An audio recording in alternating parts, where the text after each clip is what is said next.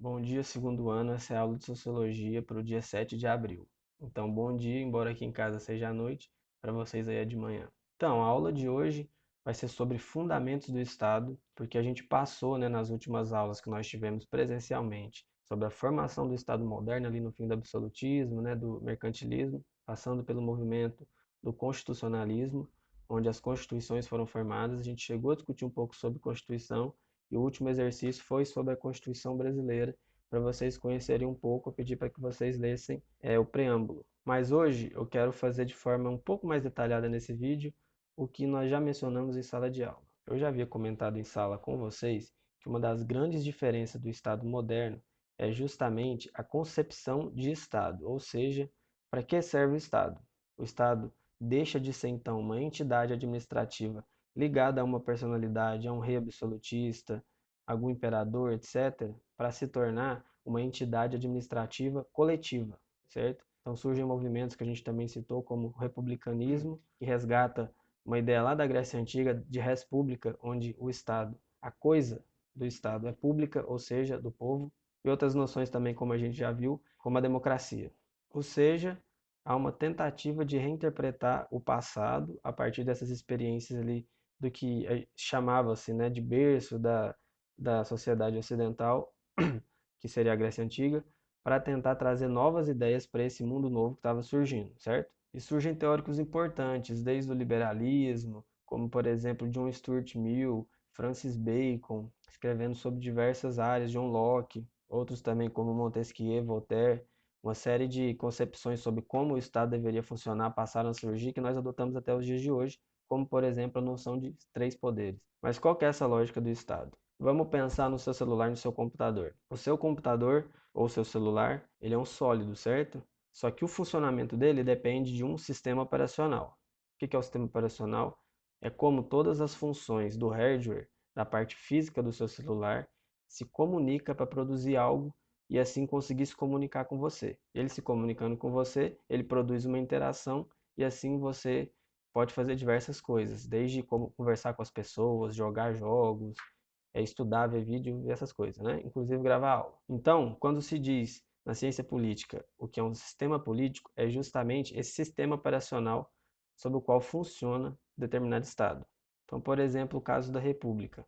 A República, diferente do, por exemplo, o Estado absolutista, toda a coisa é pensada de modo que a entidade do Estado, a entidade administrativa, ela não pertence a uma pessoa. Portanto, toda a administração dela deve ser pensada de modo que o dono do Estado é um número gigantesco de pessoas. Então, todos os processos sobre os quais essas coisas se operam, eles precisam de determinados cuidados que, no caso de um Estado absolutista, não precisaria. Então, a gente pode falar de instituições que são importantes nesse sentido, toda uma organização operacional para que as instituições funcionem em sincronia e assim possam produzir os resultados esperados, certo? Então você tem um Ministério Público, você começa a ter um sistema de justiça, você começa a ter as instituições de ensino. Por quê?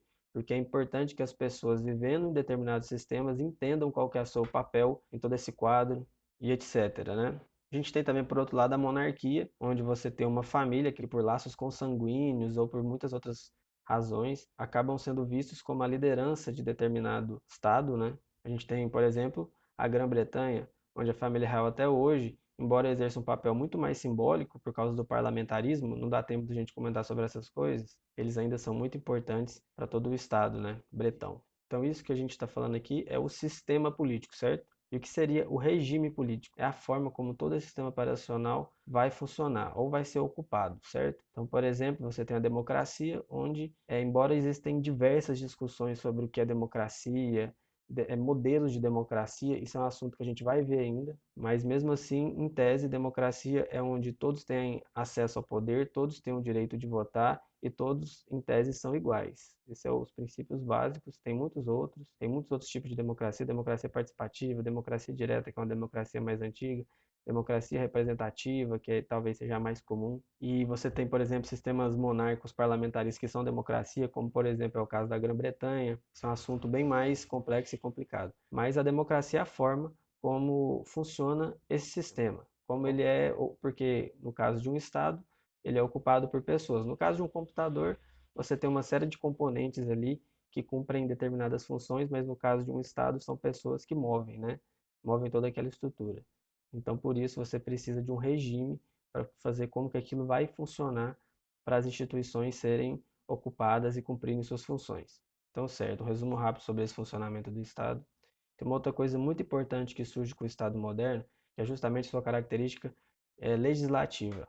Isso não é uma característica propriamente do Estado moderno, mas vocês concordam que na medida em que a noção de Estado começa a mudar e a participação da sociedade civil, que somos nós, passa a ser mais intensa, as leis precisam ser cada vez mais claras e precisam ser cada vez mais acessíveis. Por quê? Porque se todo mundo é igual, por exemplo, na democracia, e mesmo em regimes não democráticos, acaba sendo uma pretensão também de sistemas e regimes de governo, as leis precisam atingir a todos de modo minimamente iguais, certo? Para isso, existe toda uma lógica e hierarquia das leis, fazendo com que o Estado seja operacional. Então, por exemplo, a gente já falou que a Constituição é o documento mais importante que rege um Estado-nação. A gente já falou que é um Estado-nação, o Brasil é um Estado-nação, que é uma noção moderna também, que abrange estruturas administrativas muito maiores do que as pequenas cidades-estados antigas, por exemplo, e possui muito mais poderes também. Então, por exemplo, a Constituição, sendo esse conjunto de leis maiores, como a gente já falou em seu processo histórico, ela é responsável também para que a sociedade civil se sinta assegurada em seus direitos diante, por exemplo, um provável tirano, um ditador que tente de alguma forma usurpar essas liberdades que foram conquistadas. Então a Constituição tem também esse papel historicamente. Para que isso seja efetivo, ela precisa ser a lei mais importante, portanto, nenhuma liderança, um presidente, um ditador, um imperador, um rei, pode estar acima dela. Ela está acima do rei ou de qualquer líder político. Só que vocês já tiveram, eu já levei uma Constituição para a sala de aula, vocês já devem ter visto também, as Constituições são relativamente pequenas. E como que toda a estrutura legislativa poderia estar dentro de um documento basilar? Na verdade, não está. É por isso que existe toda uma estrutura e hierarquia de outras leis, que a gente chama, por exemplo, de leis infraconstitucionais. Como vocês já sabem, é papel do legislativo criar essas leis que regulamenta, por exemplo, o que o Estado define como os seus objetivos na Constituição, certo? Então, entre essas leis infraconstitucionais, você tem Código do Consumidor, Código Penal, Código do Processo Penal, Código Civil, entre muitas outras leis que sempre tem que estar em consonância com a Constituição. Por isso que quando uma lei é criada ou ela passa a ser discutida, ela primeiro tem que passar por uma comissão de Constituição e Justiça para ver se ela é de fato constitucional. Não importa se é uma lei municipal, se é uma lei estadual, se é uma lei federal. Ela precisa respeitar a Constituição. E lembrando também que os estados também possuem suas constituições próprias, né?